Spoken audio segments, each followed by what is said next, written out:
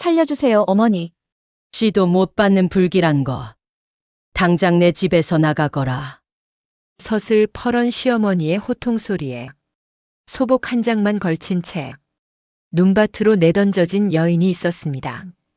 3년 동안 손마디가 터지도록 일한 대가는 처참한 배신이었고 믿었던 남편은 문고리조차 잡지 않은 채 숨죽여 아내를 외면했습니다. 한겨울 눈보라 속에서 죽음만을 기다리던 그 가련한 여인. 하지만 그로부터 정확히 10년 뒤 한양 도성은 한 여인의 화려한 행차로 발칵 뒤집히고 맙니다. 수십 명의 장정과 금은 보화가 가득 실린 마차를 거느리고 나타난 조선 최고의 거상. 그녀가 가마에서 내려 멈춰 선 곳은 놀랍게도 자신을 매몰차게 내쫓았던 그 몰락한 기와집 앞이었습니다. 어머님, 10년 전 그날 밤에 내쫓으신 며느리가 왔습니다. 아직도 제가 불길해 보이십니까? 벌벌 떨며 무릎을 꿇은 옛 시어머니와 거짓골이 된 남편 앞에 선 그녀의 처절하고도 위대한 복수국. 쫓겨난 며느리가 어떻게 조선을 뒤흔든 큰손이 되어 돌아왔는지 그 기막힌 역전의 이야기를 지금 바로 시작합니다. 오늘 들려드릴 이야기가 기대되신다면 구독과 좋아요 한 번씩 부탁드립니다.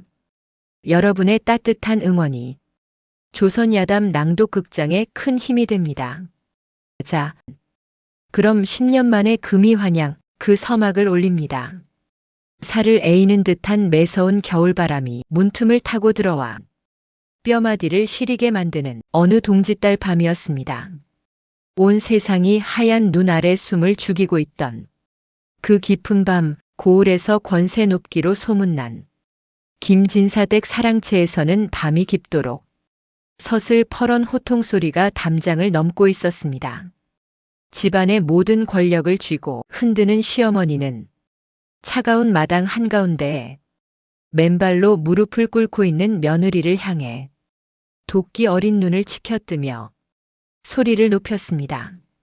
내가 우리 집에 발을 들인 그날부터 이 집안에 해가 지지 않는 날이 단 하루도 없구나. 내 귀하디 귀한 아들이 과거 시험에서 번번이 고배를 마시고 돌아오는 것도 정정하시던 내 남편이 갑자기 원인 모를 병으로 병석에 누워 일어나지 못하는 것도 모두 내가 불길한 기운을 품고 들어온 탓이다. 시어머니는 이렇게 말하며 며느리를 쏘아보았습니다. 대를 이을 자식 하나 점지받지 못하고 집안의 우환만 몰고 오는 너를 어찌 우리 가문의 며느리라 부르겠느냐. 시어머니는 며느리의 하소연은 들으려 하지도 않고 당장 이 집에서 나가라고 소리를 질렀습니다. 사실 이 며느리는 이름이 버들이라 하였으나 가난한 선비 집안의 딸로 태어나 비단꽃신 한 번 신어보지 못하고 이 집에 민며느리로 들어온 가련한 사람이었습니다. 버들의 아버지는 학문은 높았으나 벼슬길에 나아가지 못한 채 가난 속에서 돌아가셨고 어머니 역시 병고 끝에 일찍 세상을 뜨셨습니다.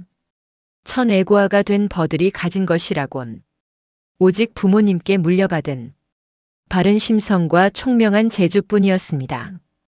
혼기가 찼을 무렵 세도가의 소개로 김진사댁의 민며느리로 들어가게 되었으나 그것은 축복이 아니라 시련의 시작이었습니다. 지난 3년 동안 손마디가 갈라지고 피딱지가 않도록 얼음물에 손을 담가 빨래를 하고 남들이 다 잠든 깊은 밤에도 홀로 깨어 굳은 일을 도맡아 하며 집안을 일으키려 애를 썼습니다. 새벽 첫 닭이 울기도 전에 부엌에 불을 지피고 밤이 깊어 모두가 코를 골 때까지 바느질을 놓지 않았습니다. 그러나 시어머니는 버들이 아무리 정성을 다해도 흠만 잡을 뿐이었습니다. 밥이 조금이라도 되면 이 게으름뱅이가 밥도 제대로 못 짓느냐고 꾸짖었고 질면 쌀을 낭비한다며 뺨을 때렸습니다. 어느 날은 시아버지의 약을 다리던 중 조금 늦었다 하여 매섭게 회초리를 맞기도 했습니다. 버들은 그저 참고 또 참으며 언젠가는 자신의 진심이 통하리라 믿었습니다. 하지만 시어머니의 눈에는 그저 내쫓아야 할 눈의 가시로만 보였던 것입니다. 며느리는 파랗게 질린 입술을 떨며 시어머니의 거친 치맛자락을 붙잡고 간절하게 빌고 또 빌었습니다. 어머님, 제가 부족한 것이 많다는 것은 누구보다 제가 더 잘 알고 있습니다. 하지만 지난 3년 동안 저는 단 하루도 제 몸을 돌보지 않고 이 집안의 어른들을 모셔왔습니다. 제 정성을 보아서라도 제발 이번만큼은 노여움을 거두어 주십시오. 이렇게 내쳐지면 저는 갈 곳이 없는 몸이니 제발 저를 살려주십시오. 며느리는 눈바닥에 머리를 찌으며 간절히 애원했습니다. 하지만 시어머니는 며느리의 애처로운 손길을 뿌리치며 그녀의 머리채를 휘어잡았습니다. 그리고는 대문 밖을 향해 며느리를 질질 끌고 가기 시작했습니다. 차가운 마당의 돌바닥에 버들의 무릎이 쓸리며 피가 배어나왔으나 시어머니는 아랑곳하지 않았습니다. 다급해진 며느리는 굳게 닫힌 안방 문을 향해 처절하게 부르짖었습니다. 서방님, 제발 말 한마디만 해주십시오. 저를 이대로 내보내시면 저는 길가에서 얼어 죽을 수밖에 없습니다. 며느리는 마지막 희망을 담아 남편을 불렀습니다. 문풍지가 살짝 떨렸습니다. 그 안에서 남편이 숨죽이고 있다는 것을 버들은 알 수 있었습니다. 잠시 망설이는 기척이 느껴졌으나 그것도 금세 사라져버렸습니다. 그토록 믿었던 남편은 문고리 하나 건드리지 않았습니다. 어머니의 매서운 권위 앞에서는 자신의 아내가 길바닥에 낫는 것조차 모른 척하며 숨을 죽이고 있었습니다. 그 비겁한 침묵이 며느리의 가슴에 얼음 송곳처럼 박혔습니다. 시어머니는 마침내 육중한 대문을 열고 며느리를 한겨울 눈밭 위로 사정없이 밀쳐냈습니다. 그리고는 입고 있던 저고리마저 거칠게 벗겨낸 뒤 얇은 소복 한 장만을 몸 위에 던져주며 얼음장 같은 목소리로 내뱉었습니다. 내 남편도 너라면 신물이 난다고 하니 당장 내 눈앞에서 사라지거라. 다시는 이 문 앞에 얼씬도 하지 말거라. 육중한 대문이 쾅 하고 닫혔습니다. 캄캄한 어둠 속에서 차가운 눈 위에 내던져진 며느리는 젖은 소복을 여미며 닫힌 문을 향해 천천히 절을 올렸습니다. 그것은 마지막 작별이자 가슴 깊이 새긴 처절한 복수의 맹세였습니다. 저를 내쫓으신 오늘 이 밤의 수모를 뼈에 새기겠습니다. 내 언젠가 다시 돌아올 때는 당신들이 감히 고개조차 들지 못할 만큼 높은 곳에 서서 이 문을 두드릴 것입니다. 며느리는 이렇게 다짐하며 피가 맺힌 발을 이끌고 정처 없이 길을 떠났습니다. 매서운 눈보라 속에서 며느리는 오직 살아야 한다는 집념 하나로 걷고 또 걸었습니다. 하지만 얇은 소복 한 장으로 견디기에 조선의 겨울밤은 너무나도 잔혹했습니다. 추위에 입술은 파래지고 손끝은 감각을 잃어갔습니다. 발바닥은 얼어붙은 땅에 찢어져 피를 흘렸으나 멈출 수 없었습니다. 멈추는 순간 죽음뿐이라는 것을 버들은 잘 알고 있었습니다. 죽을 수는 없다. 아직 죽을 수는 없어. 버들은 이를 악물고 한 발 한 발 내디뎠습니다. 하지만 사람의 의지만으로는 어찌할 수 없는 것이 자연의 섭리였습니다. 며느리는 결국 가파른 고갯마루 위에서 더 이상 버티지 못하고 하얀 눈밭 위로 힘없이 쓰러지고 말았습니다. 눈을 감으며 마지막으로 떠오른 것은 시어머니의 차가운 눈빛과 남편의 비겁한 침묵이었습니다. 의식이 점점 멀어지던 그때 멀리서 수십 개의 횃불이 어둠을 가르며 다가오기 시작했습니다. 그리고 요란한 말발굽 소리와 함께 묵직한 가마 행렬이 멈춰 섰습니다. 이 험한 고갯길에 웬 여인이 쓰러져 있는 것이냐? 어서 확인해보고 숨이 붙어 있다면 즉시 살려내야 한다. 위험 있는 노인의 목소리가 울려 퍼졌습니다. 그 노인은 바로 조선 팔도에서 모르는 사람이 없다는 개성 상단의 대행수 박노인이었습니다. 행수 어르신, 아직 미약하나마 숨이 붙어 있습니다. 하인이 급히 보고했습니다. 즉시 내 가마에 태워라. 이 추운 밤에 길 위에서 죽어가는 사람을 그냥 지나칠 수는 없는 법이다. 박노인의 명령에 하인들이 재빨리 버들을 가마에 옮겨 실었습니다. 며느리는 박노인의 보살핌 덕분에 구사일생으로 목숨을 건졌습니다. 사흘 밤낮을 앓다가 간신히 눈을 뜬 버들은 낯선 방에서 깨어났습니다. 호화로운 비단 이불과 따뜻한 온돌, 그리고 양 냄새가 진하게 풍겼습니다. 문이 열리며 백발의 노인이 들어왔습니다. 정신을 차렸구나 걱정이 많았느니라. 박노인의 다정한 음성에 버들은 눈물을 흘렸습니다. 태어나서 처음 들어보는 진심이 담긴 따뜻한 말이었습니다. 박노인은 며느리의 눈빛에서 남다른 총기와 강단이 서려 있음을 단번에 알아차렸습니다. 내가 지은 죄가 무엇이기에 한겨울밤에 길 위를 헤매고 있었느냐. 박노인의 물음에 버들은 자신이 겪은 일을 담담히 이야기했습니다. 시댁에서의 구박, 남편의 배신, 그리고 눈밭에 내쳐진 일까지. 박노인은 긴 한숨을 내쉬며 말했습니다. 사람의 귀함을 모르는 자들은 결국 자신의 어리석음으로 망하는 법이니라. 그대는 이제 새로운 삶을 살아야 하느니라. 내 상단에 머물며 장사의 길을 배워보지 않겠느냐. 이렇게 하여 버들은 박노인의 상단에서 새 삶을 시작하게 되었습니다. 며느리는 단순히 밥만 얻어먹는 것에 만족하지 않았습니다. 낮에는 무거운 짐을 나르고 마당을 쓸면서도 귀로는 상인들이 주고받는 물가 정보와 장사의 비법을 하나도 놓치지 않았습니다. 처음에는 상단의 다른 이들이 버들을 무시했습니다. 저 여편네가 무슨 장사를 안다고. 수군거리는 소리가 들려왔으나 버들은 개의치 않았습니다. 대신 더 열심히 일하고 더 많이 배웠습니다. 장사란 물건을 파는 것이 아니라 사람의 마음을 얻는 것이라 하셨지. 며느리는 밤마다 호롱불 아래서 상단의 장부를 익히며 시장의 흐름을 공부했습니다. 한양의 쌀값이 오르면 평안도의 콩값이 내리고 강원도의 생선이 귀해지면 경상도의 소금값이 오르는 이치를 하나씩 깨달아갔습니다.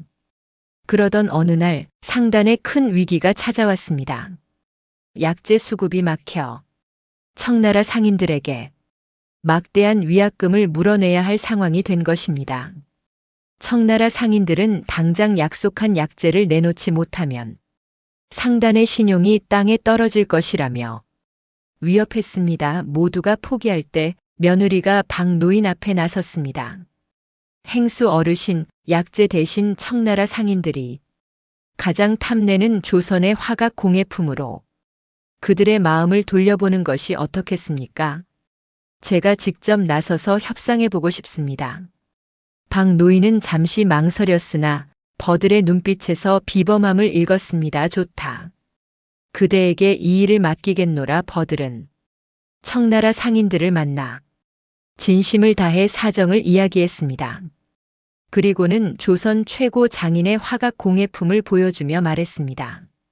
약재를 구하지 못한 것은 저희의 잘못입니다. 하지만 이 화각 공예품은 청나라 황실에서도 구하기 어려운 귀한 물건입니다. 이것으로 마음을 전하고자 하니 부디 받아주십시오. 청나라 상인들은 정교한 화각 공예품에 감탄했고 버들의 진심에 마음이 움직여 협상을 받아들였습니다. 위기는 기회로 바뀌었고 오히려 청나라 상인들과의 관계가 더욱 돈독해졌습니다. 이 사건을 계기로 며느리는 박노인의 양딸로 입적되어 본격적으로 상업의 길을 걷기 시작했습니다. 10년이라는 세월 동안 그녀는 전국을 누비며 막대한 불을 쌓아 올렸습니다.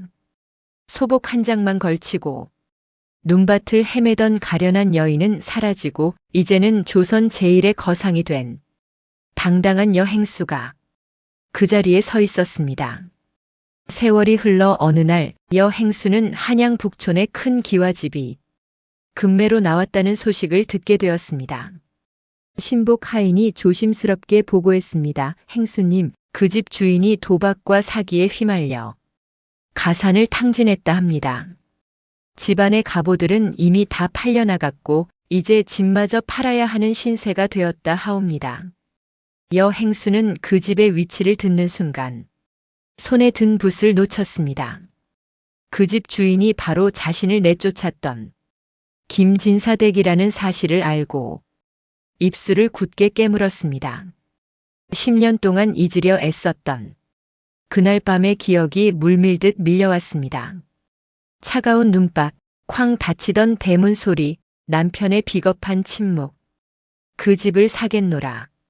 내가 직접 가서 계약을 하겠으니 준비를 하거라. 여행수의 명령에 하인들이 황급히 움직였습니다. 여행수는 가장 화려한 옷을 꺼내 입고 진주 비녀를 꽂았습니다. 그리고 거울을 보며 쓸쓸히 미소 지었습니다. 10년 전에 나와는 전혀 다른 사람이 되었구나. 여행수는 수십 명의 하인들과 보물이 가득 실린 가마 행렬을 이끌고 한양으로 향했습니다. 10년 전 눈물로 떠났던 그 길을 이제는 위풍당당한 모습으로 다시 밟게 된 것입니다. 가마가 한양에 가까워지자 여행수의 가슴이 빠르게 뛰기 시작했습니다. 복수의 순간이 다가오고 있었습니다. 행렬이 멈춘 곳은 무너져가는 예시댁의 대문 앞이었습니다. 한때 위풍당당하던 기와집은 이제 담장이 무너지고 대문칠이 벗겨져 볼품없는 모습이 되어 있었습니다. 그곳에는 남루한 옷차림의 사내와 노파가 굽신거리며 가마를 기다리고 있었습니다. 바로 자신을 내쫓았던 남편과 시어머니였습니다. 세월은 그들에게도 가혹했습니다. 시어머니는 한때 곱게 빗어 올렸던 머리가 허옇게 새어 헝클어져 있었고 비단옷 대신 누더기를 걸치고 있었습니다. 남편 역시 한때 젊고 준수하던 모습은 사라지고 굽은 허리에 초췌한 얼굴로 서 있었습니다. 가마문이 열리고 여행수가 모습을 드러내자 그들은 집을 사줄 귀한 손님인 줄로만 알고 바닥에 머리를 조아렸습니다. 어서 오십시오, 대행수 어르신. 저희 집을 부디 후한 값을 쳐 사주십시오. 저희는 당장 내일이라도 길바닥에 나앉을 처지입니다. 시어머니는 비굴한 목소리로 손을 비볐습니다. 여행수는 천천히 그들에게 다가갔습니다. 화려한 비단신이 진흙탕 위를 밟았습니다. 10년 전에는 맨발로 이 마당을 걸었었지요. 여행수는 시어머니 앞으로 다가갔습니다. 그리고는 고개를 숙이고 있는 시어머니의 턱을 비단 부채 끝으로 살며시 들어올렸습니다. 당황한 시어머니가 여행수의 얼굴을 마주 보았습니다. 처음에는 낯선 귀부인의 얼굴을 보는 듯 했으나 곧 눈이 커지며 입이 벌어졌습니다. 비명을 지르며 뒤로 나자빠졌습니다. 버버들이냐? 내가 어찌 여기에? 내가 정녕 사람이란 말이냐? 귀신이 아니란 말이냐? 어머님 오랜만입니다. 10년 전 그날 밤에 내쫓으신 며느리가 이렇게 돌아왔습니다. 아직도 제가 불길해 보이십니까? 여행수의 서늘한 목소리에 마당에는 정적이 흘렀습니다. 멍하니 서 있던 남편 역시 아내의 얼굴을 알아보고는 하얗게 질려 주저앉았습니다. 이럴 수가 내가 살아있었단 말이냐? 남편은 믿을 수 없다는 표정으로 버들을 바라보았습니다. 여행수는 바닥에 엎드린 그들 앞에 엽전 몇 구러미를 차갑게 던졌습니다. 엽전이 마당에 굴러떨어지며 째랑거리는 소리가 적막한 공기를 찢었습니다. 이 무너져가는 집을 비싼 값에 살 이유는 없습니다. 다만 당신들이 길바닥에서 굶어 죽지 않을 만큼 헐값은 치러드리지요. 이것이 제가 베푸는 마지막 자비입니다. 시어머니는 흙먼지 속에서 엽전을 긁어 모으며 통곡했습니다. 어쩌다 우리 집안이 이 지경이 되었단 말이냐. 대대로 이어온 가문이 이렇게 망할 줄 누가 알았겠느냐. 우리가 내쫓았던 저 며느리 발밑에서 목숨을 구걸하게 되다니. 옆에 선 남편은 과거의 비겁함 그대로 아무 말도 못한 채 부르르 떨고만 있었습니다. 그는 아내를 똑바로 쳐다보지도 못하고 고개를 떨구고 있었습니다. 10년 전 그날 밤 문 안에서 숨죽이던 자신의 비겁함이 떠올랐습니다. 여행수는 10년 전 자신이 쫓겨나던 그 자리 툇마루 끝에 걸터앉아 그들을 내려다보았습니다. 마치 10년 전 시어머니가 자신을 내려다보던 그 자리였습니다. 서방님, 아니 김씨 선비님, 10년 전 제가 나설 때 하셨던 말씀을 기억하십니까? 제가 불길하여 집안이 망한다 하셨지요. 여행수는 잠시 말을 멈추고 무너진 집안을 둘러보았습니다. 집안을 망친 것은 불길한 며느리가 아니라 사람 귀한 줄 모르고 오만했던 당신들 자신이었음을 이제는 깨달으셨기를 바랍니다. 정성을 다하는 사람을 내치고 도박과 허영에 빠져 가산을 탕진한 것이 누구였습니까? 시어머니가 울부짖었습니다. 우리가 잘못했다. 내가 그토록 정성을 다했는데 우리가 눈이 멀어 몰라보았구나. 제발 우리를 용서해다오, 우리를 살려다오. 하지만 여행수는 차갑게 고개를 저었습니다. 용서라. 10년 전 눈밭에 내던져졌을 때 제가 그토록 빌었던 그 자비를 이제 와서 당신들이 저에게 구하시는군요. 하지만 세상은 공평합니다. 심은 대로 거두는 법이지요.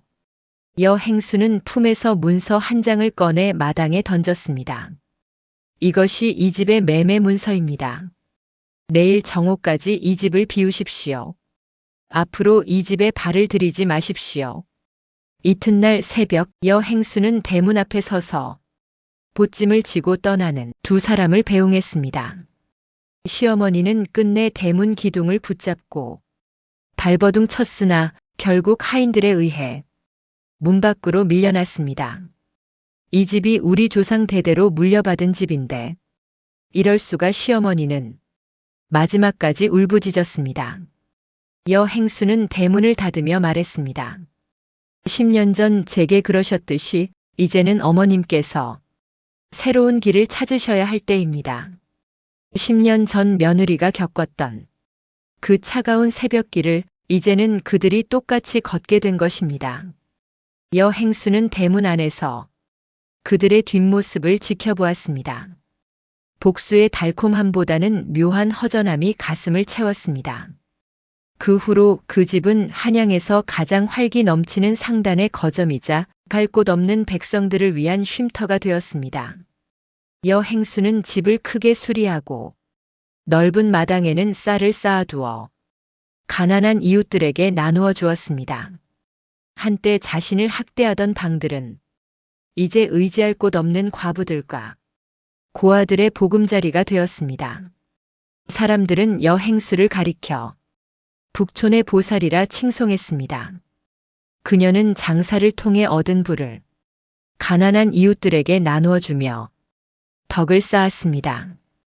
겨울이 되면 무료 급식소를 열어 떠돌이들에게 따뜻한 밥을 대접했고 가난한 선비들에게는 책을 사주고 과거 공부를 도왔습니다. 어느 겨울날 집 앞을 지나던 여행수는 문득 발걸음을 멈췄습니다. 담장 너머로 한 노파가 어린아이의 손을 잡고 지나가는 모습이 보였습니다. 할머니는 아이에게 이렇게 말하고 있었습니다. 저 집이 바로 북촌의 보살님이 사시는 곳이란다. 사람을 귀하게 여기고 덕을 베푸시는 분이시지. 여행수는 그 말을 듣고 조용히 미소 지었습니다. 한때는 불길한 며느리로 내쳐졌던 자신이 이제는 사람들에게 희망이 되고 있다는 것이 기이하게 느껴졌습니다. 어느 날 여행수는 저작거리에서 낡은 거적대기를 두르고 구걸하는 남루한 사내를 보게 되었습니다. 바로 과거의 남편이었습니다. 그는 여행수의 화려한 가마 행렬이 다가오자 몸을 숨기기에 바빴습니다. 하지만 여행수는 그를 알아보았습니다. 여행수는 가마를 멈추고 하인에게 명했습니다. 저 사람에게 쌀 한 가마와 무명 한 피를 주거라. 하인이 의아해하며 물었습니다. 행수님, 저자는 누구입니까? 여행수는 대답 대신 조용히 미소만 지었습니다. 쌀과 무명을 받아든 남편은 누가 준 것인지도 모른 채 그저 감사하다며 절을 올렸습니다. 여행수는 가마 안에서 그 모습을 조용히 지켜보며 생각했습니다. 이미 무너진 사람에게 복수는 더 이상 의미가 없다. 자신의 비겁함을 평생 지고 살아가는 것 자체가 가장 큰 형벌이리라. 몇 달 후 신복 하인이 조심스럽게 소식을 전했습니다. 시어머니 역시 도박과 화병으로 풍이 와서 말도 못하고 몸도 쓰지 못하는 처지가 되었다는 것이었습니다. 며느리에게 퍼부었던 독설들이 이제는 자신의 가슴 속에 갇힌 셈이었습니다. 여행수는 그 소식을 듣고도 별다른 감정이 일지 않았습니다. 대신 창문을 열고 하늘을 바라보았습니다. 맑은 가을 하늘에 구름이 천천히 흘러가고 있었습니다. 여행수는 마침내 가슴 속 미움의 앙금을 털어내고 진정한 평온을 찾았습니다. 복수는 이미 완성되었고 이제는 새로운 길을 걸어갈 때였습니다. 그날 밤 여행수는 오랜만에 옛날을 회상했습니다. 10년 전 눈밭에 내던져졌을 때 살아남기 위해 발버둥 쳤던 그 절박함, 박 노인을 만나 새로운 삶을 시작했던 그 설렘, 그리고 마침내 자신의 힘으로 일어선 그 감격, 모든 고통과 시련이 지금의 자신을 만들었다는 것을 깨달았습니다. 결국 나를 더 강하게 만든 것은 시련이었구나. 그들의 구박이 없었다면 나는 평범한 며느리로 일생을 마쳤을 것이다. 여행수는 이제 원망보다는 감사의 마음으로 과거를 돌아볼 수 있게 되었습니다. 이듬해 봄, 여행수는 가난한 여인들을 위한 직물 공방을 열었습니다.